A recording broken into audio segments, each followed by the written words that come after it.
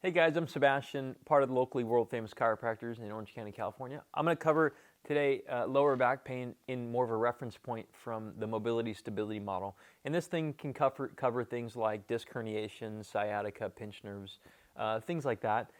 There's a lot of different ways the body can express itself through having mobility and stability issues, okay? So I'm going to use this model here, and again, this is a very generic way of thinking of it, but actually when it comes to rehab, actually this is a very good way to look at it to be able to formulate what you're going to do next and why you should not always address the squeaky wheel, in this case the lower back.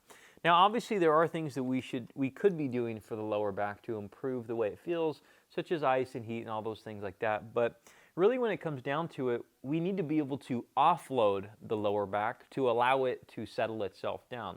It's almost like you've been out in the sun too long and you got a sunburn. The solution is not necessarily going out in the sun longer and then putting on aloe. Perhaps the solution is to get out of the sun for a couple days and then supply the TLC needed to offload the area. And so in this scenario, we're looking at the lower back usually moves a little too much, and it tends to create some issues. It's required to do too much. And I've written some other articles where we talk about energy leaks, where basically you're getting energy to go through an area that can't tolerate it, and it tends to create squeaky wheel or issues. A lot of times movement dysfunctions can reveal some of these too. Assessments are good ways to look at these. And now, so one of the common things we find, at least with lower backs, is that we find that a lot of times people's hips don't work extremely well.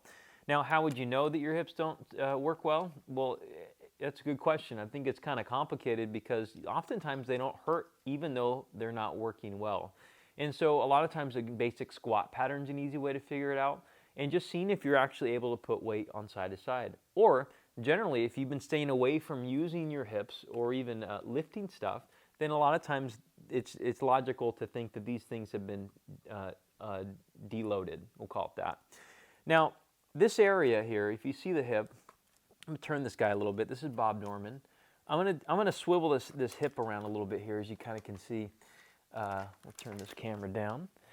And you'll see that this hip actually spins really well in this ball and socket. This is a normal hip anatomy. There's no arthritis in this hip. There's no labral tears. There's nothing like that, okay? Obviously, those are things that complicate the issue a little bit. But generally, if there's not really pain in the hip, no painful clicking or popping or no like fixated points, it just doesn't really load as well as it could, then I think we can actually take this as a good sign that we can produce more mobility in the area to deload the back, okay? Now, movements like bending forward, okay? This guy's facing me now. He's going to bend forward. He can bend forward from the hips a little bit, or say sitting even from the hips, and less from the low back, or he can choose to do it more from the low back and less from the hips because he's not using his hips, okay? And in that scenario, we actually want our lower backs again to become more stable, as we talked about it through the mobility stability model. Now, if the hips have a lot of movement options and a lot of movement availability, we might as well use them, especially when we're trying to settle the spine down. We're trying to cool stuff down here and make it so some of these stability exercises actually stick. Because if you're trying to add stability, but then you keep requiring mobility because you're not addressing the root cause, it's a little bit hard to get those things to stick. Okay, so what we suggest a lot of times is getting the hips to move better. Okay, there's a series of exercises that usually work pretty well. We also like the hip to become strong and stable, or else it won't move. I know it's getting confusing here, but generally, if this area here is not stable, it also lacks mobility too.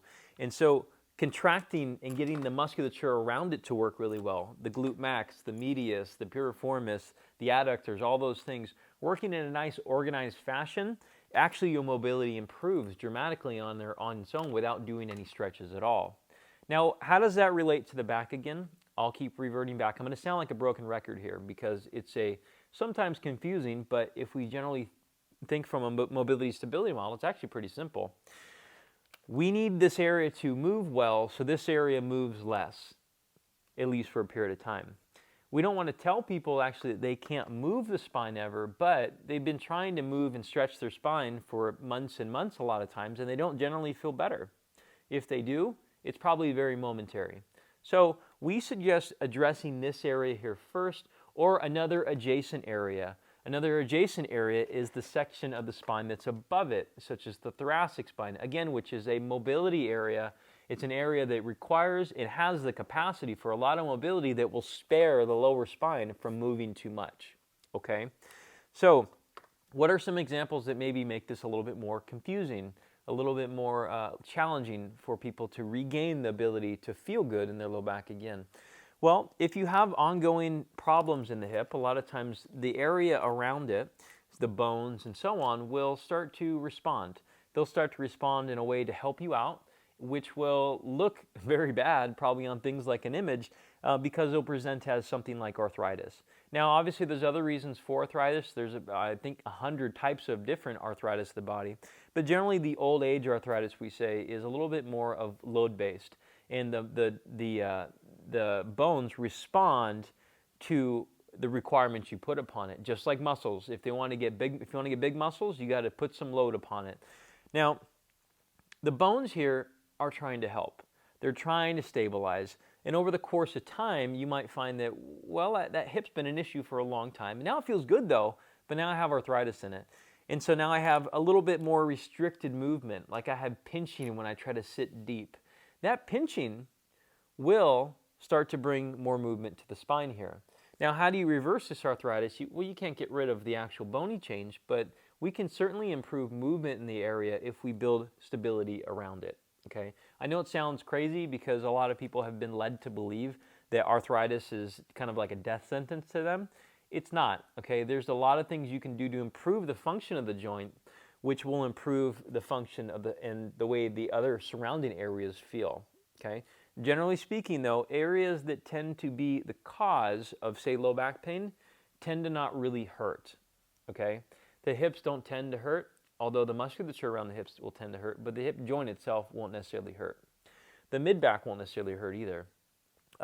Let me regress one more time, because maybe a lot of you might be thinking, well, I do have pain in the buttocks area, in the groin, and a little bit. Yeah, this can also be referred from the spine as well, and actually very commonly is. Even sciatica, which people are familiar with, which is pain down the leg, can be referred from the spine. So it can very much mimic areas of the hip, which might, I guess, normally not be painful, but then it's masking it over the top. So let me clean this up again and make it less complicated again. I like to be thorough where I can, but I know we get in the weeds, it gets complicated.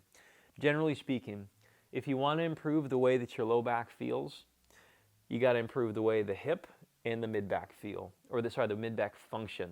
They need to be able to move because they're areas that have a lot of capacity of movement. This area here just wants to do its job. It just wants to be generally stable, and it wants to be able to be a center point of stability for you. But if you don't allow it to do that because you're making it do the other parts' jobs, you're going to have a problem for a while. So, hope that was helpful. By the way, if you're watching this on YouTube, we do have a lot of other YouTube videos on this topic. You can subscribe to the channel, hit the notification, and search the bar, which will get you to where you want to go, okay? You can search anything you want to on our channel. See you guys next time.